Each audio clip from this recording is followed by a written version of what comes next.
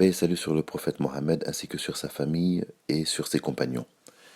Alors aujourd'hui nous allons faire un rappel important, un rappel intéressant, un rappel toujours d'actualité pour le disciple. On va parler de ce qui annule le wird, de ce qui annule la tariqa. Que Dieu nous en préserve, mais il y a des actions, si on les fait, ça annule la tariqa tout de suite, de manière instantanée et de manière souvent irrévocable. Que Dieu nous en préserve. Et il y a aussi des causes qui n'annulent pas directement la tariqa, mais si on n'y prend pas garde, il s'agit là donc de pentes très glissantes qui peuvent nous amener donc à l'annulation du wird. Alors pour synthétiser tout ça, il faut savoir que la tariqa, elle repose entièrement sur le Coran et la Sunna. Le Coran, la Sunna. Et, et le fait d'avoir Sina Cheikh Ahmed Tijani Radiallahu comme cher, unique, et l'amour pour le cher. Donc ça c'est vraiment, on va dire, c'est vraiment la base de la tariqa. Donc ça c'est la base principale. Euh, Ensuite, il y a trois causes. Donc il y a trois causes qui annulent la tariqa tout de suite. Et autour de ces trois causes, il y en a cinq autres qui n'annulent pas la tariqa tout de suite, mais qui sont des chemins qui amènent à l'annulation de la tariqa si on ne fait pas attention. Voilà, si on ne fait pas attention. Alors, les trois, donc les trois actions qui annulent la tariqa, donc il y a la ziyara, donc la visite de awliya qui sont morts ou vivants avec l'intention de bénéficier du flux spirituel de ces walis. Alors il ne s'agit pas là, bien sûr, encore, il faut toujours le répéter, d'un manque de respect pour les awliya, aucun non, mais c'est une condition de la tariqa. Donc tout ce qui est donc les visites de fraternité entre musulmans, ça, il n'y a aucun problème. Mais les visites de wali, qu'ils soient morts ou vivants, avec l'intention de tirer bénéfice de leur bénédiction, ça, s'ils ne sont pas Tidjani, ça annule la tariqa. Voilà. En tant que Tidjani, on ne peut visiter que les prophètes, paix et salut sur eux, les sahaba, que Allah les agrée tous, et les adeptes de la tariqa. Mais si on visite donc des walis qui ne sont pas de la tariqa, ça, avec l'intention donc du flux spirituel, de bénéficier du flux spirituel, ça annule le wird. Donc ça c'est un. Deuxièmement, il y a le fait de prendre un autre wird avec la tariqa. Donc, par exemple, si je suis Tijani, et puis après, maintenant, je veux prendre aussi le wird, par exemple, Naqshbandi, ou le wird Qadri, ou le wird, etc., etc., ça annule la tariqa aussi. Voilà. Tous les wirds sont bons. Tous les wirds des tariqas soufis sont bons et amènent à Allah Azawajal. Mais la tariqa Tijaniya, on ne peut pas la mélanger. Voilà. Si on la mélange, ça s'annule. Donc ça, c'est la deuxième condition. La troisième, c'est le fait d'arrêter, de faire le wird, d'arrêter les oraisons avec l'intention donc d'arrêter, de sortir de la tariqa. Donc ça annule aussi le wird tout de suite. Donc là, on a parlé donc des trois choses donc, qui annulent le wird directement. Maintenant, on va parler maintenant des cinq pentes très très glissantes sur lesquelles donc, il faut faire très attention. Et je vais les citer les unes après les autres, et puis après je vais faire des petits commentaires sur chacune donc, de ces cinq causes dangereuses. Donc il y a la transgression de la charia, ça c'est un. Les mauvaises relations avec les disciples Tidjani, ça c'est deux. Critiquer la tariqa, critiquer les dignitaires de la tariqa, ça c'est trois. Quatrièmement, il y a la paresse, la négligence. Donc ça c'est le quatrième point. Et le cinquième point, c'est l'imposture. Alors maintenant, je vais faire des petits commentaires sur chacun des points, sur chacun des cinq points. Donc ça, il faut faire très attention avec ça, parce que ça, ce sont des pentes très glissantes. Si on ne fait pas attention à ça, on peut avoir des difficultés dans la tariqa. On peut avoir vraiment des difficultés, ou même, ça peut nous amener même à sortir même de la tariqa. Donc le point numéro un, ça c'est le plus important, c'est la charia. Donc le fait d'être Tidjani ne nous dispense pas, oh que non, d'être un bon musulman. Il faut faire très attention avec ça. Il faut prendre soin de ses prières. Il ne faut pas négliger les prières. Et il faut les péchés graves, il faut avoir très peur, il faut faire très attention avec les péchés graves.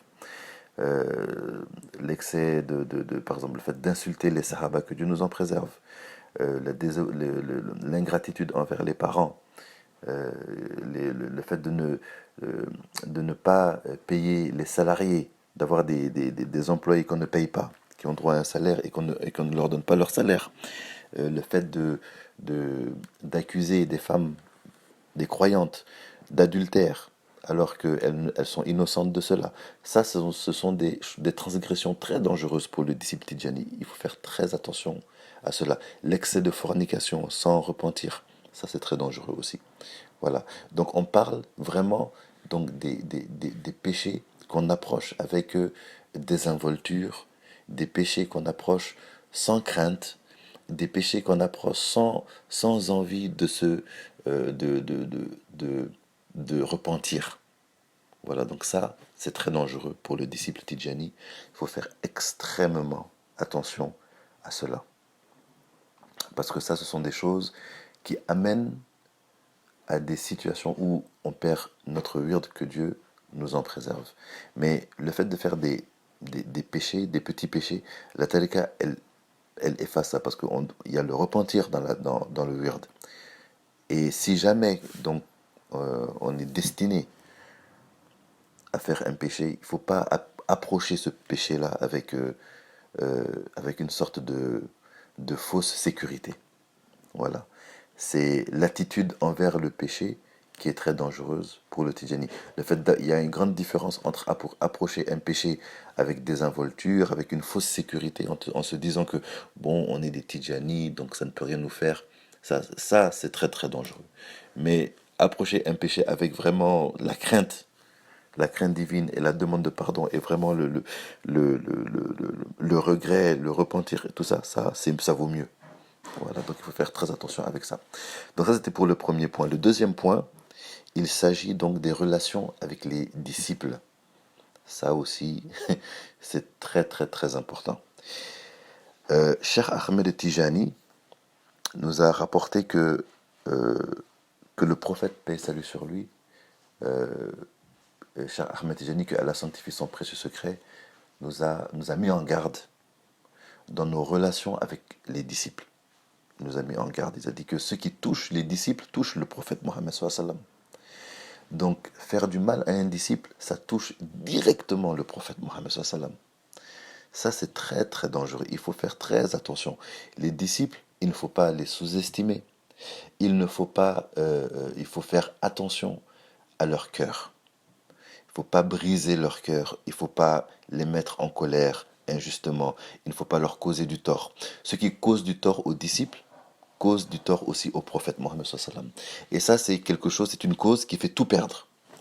Cheikh Ahmed Tijani a dit que celui qui ne prend pas garde à faire du tort à mes compagnons, Allah lui prend tout. Tout ce qu'il a, Allah peut lui reprendre ça. Allah lui reprend ça. Donc ça, les relations avec les Tijani, les disciples de Tijani, ça c'est très très très important. Il faut en prendre soin et il faut être vraiment précautionneux avec ça. Donc ça c'est la deuxième cause. Donc celui qui ne fait pas attention dans ses relations avec les Tijani, qui amène des querelles, qui amène donc des disputes, qui fait de la médisance, qui néglige les droits de ses frères et sœurs Tijani, qui les sous-estime, qui les blesse, hein, qui les met en colère pour rien. Lui, c'est très dangereux pour lui. C'est très dangereux pour lui parce que ça, c'est une pente extrêmement glissante qui t'amène directement vers la sortie. Que Dieu nous en préserve. Donc ça, c'était le deuxième point. Le troisième point, c'est la critique. Le fait de commencer à cogiter sur la tarika, de trop cogiter sur la tarika. Commencer à penser du mal de la tarika. Ah, est-ce que la tarika elle est vraiment efficace? Mais moi, moi je pense que la tarika elle est morte. Moi, ça il y a pas de, peut-être c'est un truc de bénédiction. Mais moi je vois pas qu'il y a des gens réalisés dedans. Commencer à se poser plein de ce genre de questions et commencer aussi à prêter des intentions aux dignitaires de la tarika. Ah, lui euh, c'est pas un vrai Mokadem, lui en fait il cherche de l'argent, lui il cherche des disciples. Donc commencez donc à penser du mal des Mokadem, commencez à penser du mal des Khulafa, commencez à penser du mal des disciples, commencez à penser du mal des élites de la tariqa. Donc ça, la mauvaise, la conjecture, donc qui est un péché en plus, hein. La conjecture c'est un péché, hein. Donc ça, cette critique-là, ça amène vers la sortie aussi. Le fait de douter, de commencer à douter de l'efficacité de la tariqa, commencer à être trop pressé, demander, avoir un regard sur la tariqa qui est un regard de convoitise inassouvi, bon, ça amène à l'annulation du wird, parce que ça amène à certains manques de adab qui vont faire que on va arriver, que Dieu nous en préserve, à critiquer directement Sinacha Ahmed Tijani Radiallahu anhu, à penser du mal de Sinacha Ahmed Tijani Radiallahu anhu, et à penser du mal de la tariqa. Ça, c'est tout de suite la sortie. Que Dieu nous en préserve. Donc ça, c'était le troisième point. Le quatrième point, donc, c'est le fait de négliger ses oraisons. Donc, on est paresseux, voilà, on commence à rater c'est lazim, on rate ses wazifas, bon, de temps en temps on rattrape, de temps en temps on s'en fout. euh, donc ça amène à l'annulation aussi du wird. Et on le sait, les dignitaires le savent, et ça c'est quelque chose que Sidi Abderraouf, mon cher, nous a enseigné, que lorsque le disciple va dans que lorsqu'il y a une wazifa en groupe, et qu'un disciple va dans cette wazifa, donc le prophète le connaît, paix et salut sur lui. Mais si le disciple ne va pas un jour, donc le prophète, paix et salut sur lui, il demande. Mais il avait un tel ou une telle, non, surtout un tel, euh, on ne le voit pas aujourd'hui. Où est-ce qu'il est? Est-ce qu'il y a une excuse pour laquelle il ne voit pas? Donc là, cher Ahmed Tijani répond pour le disciple.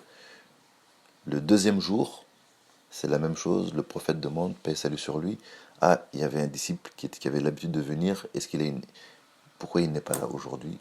Et Sinacha Ahmed Tijani répond. Et le troisième jour, le prophète, paix et salut sur lui, ne demande pas après le disciple. Donc ça, c'est pas un bon signe. Ça, c'est pas un bon signe. C'est pour cela que les élites de la tariqa, ça, ils ratent pas la wazifa. J'ai même fait une audio sur la wazifa en groupe qui est très très importante. Surtout cette obligation qui pèse sur les âmes. Donc les femmes, elles sont allégées par rapport à ça. Mais pour les hommes, il faut faire très attention. Quand on a possibilité de faire la wazifa en groupe, il faut faire la wazifa en groupe. Il ne faut pas se donner trop d'excuses et rester à la maison ou rater les wazifas. Il faut faire quand même des efforts. Il faut faire des efforts parce que la négligence dans ça peut nous amener donc ça peut nous amener à une sorte que Dieu nous en préserve de sortir de la tariqa alors on n'est même pas au courant qu'on est sorti de la tariqa. Donc ça peut arriver, que Dieu nous en préserve.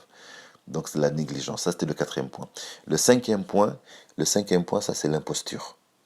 L'imposture, par exemple, c'est par exemple si un muqaddam dit à un disciple, donne la permission à un disciple de visiter des saints qui ne sont pas tidjani, de faire la ziyara avec des saints qui ne sont pas tidjani. Ça, c'est une imposture totale. Eh bien, ça annule le wird et pour le disciple et pour le muqaddam en même temps. Les deux perdent la tariqa. Vous voyez? Voilà, donc ça, c'est le genre personne n'est au-dessus de la loi, quoi. C'est-à-dire que les chartes de la tariqa sont pour tout le monde et personne n'est au-dessus.